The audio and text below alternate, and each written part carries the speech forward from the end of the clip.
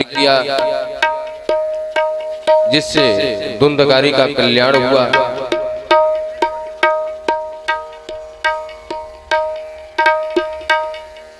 आज कथा प्रसंग में हम लोग सृष्टि वर्णन की कथा श्रवण करेंगे। धुंधकारी प्रेतात्मा है, प्रेत योनि में है। कथा प्रारंभ हुई तो ऐसा कहा जाता है कि हवा का कोई झोंका आता, हवा तेज आती तो धुंधकारी वहां से उड़ करके दूर चला जाता है। कथा प्रांगण में रखा हुआ एक 7 गांठ का बांस था। उस बांस में प्रवेश किया, 7 दिन तक कथा श्रवण किया। 7 दिन में बांस के जो 7 गांठ थे फट गए। वह बांस कुछ और नहीं अपितु हम और आपका, हमारा और आपका शरीर है। शरीर में 7 ग्रंथियां होती हैं। ग्रंथियां मतलब जो हड्डी का जोड़ है, घुटना, कंधा, कमर आदि। ये जो मोह माया का बंधन है, जब तक यह बंधन लगा है तब तक प्रभु के भक्ति की प्राप्ति नहीं हो सकती। इस बंधन को खोलने का एक सरल उपाय है, या अविद्या रूपी जो बंधन हमारे ज्ञान रूपी चक्षु को बांध रखा है या ओझल कर रखा है, उस बंधन को काटने का सरल मात्र एक उपाय है सत्संग रूपी तलवार। क्यों? क्योंकि बुद्धि को किसी अस्त्र से, शस्त्र से नहीं मारा जा सकता। बुद्धि को, जो विकारिक बुद्धि है, उसको यदि समाप्त करना है, उसका वध करना है, तो एकमात्र उपाय है सत्संग रूपी तलवार, जिसके माध्यम से हम अपने मस्तिष्क में उपजे अविकार रूपी बुद्धि का नाश करके भगवान के चरणों में सद्बुद्धि को लगा सकते हैं। धुंधकारी ने कथा श्रवण किया। जो जिस प्रकार कथा श्रवण करता है उसको उस प्रकार का फल प्राप्त होता है। स्वार्थ लगा के कथा सुनने से स्वार्थ की पूर्ति तो होती है, लेकिन भागवत प्राप्ति नहीं। भागवत प्राप्ति के लिए निस्वार्थ कथा श्रवण करना चाहिए। क्यों? क्योंकि भगवान हमारे पिता हैं। परम पिता परमेश्वर की यदि हम संतान हैं तो परम पिता परमेश्वर को पता है कि हमारे बच्चे को किस वस्तु की आवश्यकता है, किस चीज की जरूरत है। मुझे मांगने की जरूरत नहीं पड़ेगी, उसकी शरण में है, उसके चरण में है, तो अपने आप हमारी मनोकामना पूर्ण होती रहेगी। इसलिए किसी से मांगना नहीं चाहिए, अपितु भगवान से भी मांगना नहीं चाहिए। प्रार्थना करना चाहिए कि आपकी कृपा हो जाए। आपके चरणों में भरत जी से किसी ने कहा कि भैया आपको गद्दी मिल रही, राज्य गद्दी मिल रही, क्यों नहीं ले लेते? विराजमान हो जाइए। आपको चाहिए क्या? जिस वस्तु की आवश्यकता है वो बताएं। तो भरत भैया ने बड़ी अच्छी बात कही। अर्थन धर्मन काम रुचि गति न चहो निर्वाण। जन्म जन्म रति राम पद यह वरदान।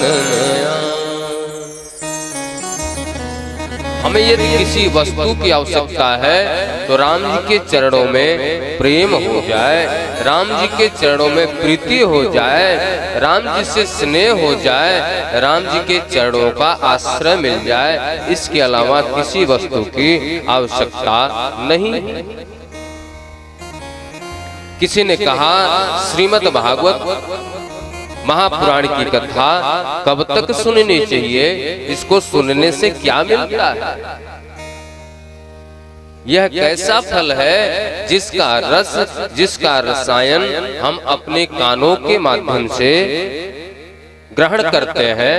सूत जी महाराज बताते हैं, निगम कल्प तरोर गलितम फलम शुक मुखादत मृत द्रव संयुक्तम पिबत भागवतम रसमालयम मुह रहो रसिका भुवि भावुका। निगम वेद रूपी वृक्ष का यह फल है, कल्प वृक्ष का यह फल है। जैसे किसी फल को, अमरूद के फल को यदि सुक तोता यदि मुख लगा दे तो वह फल मीठा हो जाता है। उसी प्रकार सुखदेव जी महाराज के मुख से वर्णन होने के कारण यह कथा अति मीठा स्वादिष्ट है। इसका रस हम लोग मुख के माध्यम से नहीं अपितु कान के माध्यम से ग्रहण करें या श्रवण करें। कब तक? पिबत भागवतम रसमालयम। ऐसा नहीं कि एक बार कथा सुन लिया हो गया, दो बार सुन लिया हो गया। आलयम मतलब ये शरीर रूपी घर, घर रूपी जो ये शरीर है, जब तक ये शरीर है और इसमें प्राण आत्मा है तब तक आप कथा का श्रवण करते रहिए। अंत समय तक कथा मिले तो कथा से दूर मत रहिए। मुह रहो रसिका भुवि भावुका। एक रसिक संत की तरह, एक रसिक भक्त की तरह नित्य नूतन भगवान गोविंद की कथा अपने जीवन में सुनते जाइए। सुनते सुनते ही गोविंद के धाम को चले जाइए। यही मनुष्य तन का लक्ष्य है। क्यों? क्योंकि यह कथा धर्म प्रोज्झित कैतवोत्रो परमो नित मत्सराणाम धनम। धर्म, अर्थ, काम, मोक्ष। हम लोग पूजा पाठ करते हैं, मोक्ष मिल जाए, धन संपत्ति ऐश्वर्य मिल जाए, शादी ब्याह हो जाए, प्रतिष्ठा सम्मान मिल जाए, इसके लिए पूजा पाठ करते हैं। कोई स्वर्ग के लिए पूजा करता है। लेकिन यह कथा धर्म, अर्थ, मोक्ष, काम से ऊपर की गति अर्थात इस मृत्यु लोक से छुटकारा देने वाली है, शिवदम कल्याण करने वाली है, तापत्रयोन्मूलनम तीनों प्रकार के ताप को नाश करने वाली है। क्योंकि श्रीमद् भागवत महापुराण की कथा कोई साधारण कथा नहीं है। श्रीमद् भागवते महामुनि कृते किंबा परैरीश्वर। महामुनि व्यास जी महाराज द्वारा रचित, सुखदेव जी महाराज द्वारा वर्णित यह कथा है। और जिसके जीवन में गोविंद की कथा है उसके जीवन में व्यथा नहीं हो सकती। माँ होती है, छोटा सा बच्चा रोता है, उसको लोरी सुनाती है, बच्चे को लोरी सुना करके माँ सुलाती है। बच्चा रोता है, माँ थक के देकर के लोरी सुनाने लगती है तो बच्चा सो जाता है। छोटे से बच्चे को लोरी सुनने से नींद आ जा रही है, सुकून से सो रहा है, तो आप विचार करना जिसके जीवन में भगवान गोविंद की कथा आ जाए, लोरी आ जाए, क्या उसको इस मृत्यु लोक से चैन की नींद नहीं आएगी? उसके जीवन में कोई कष्ट नहीं रहेगा, हमेशा के लिए उसका उद्धार हो जाएगा। एक कथा ऐसी है जो एक बार गोविंद की शरण में आ गया, फिर संसार में मुड़ करके नहीं जा सकता।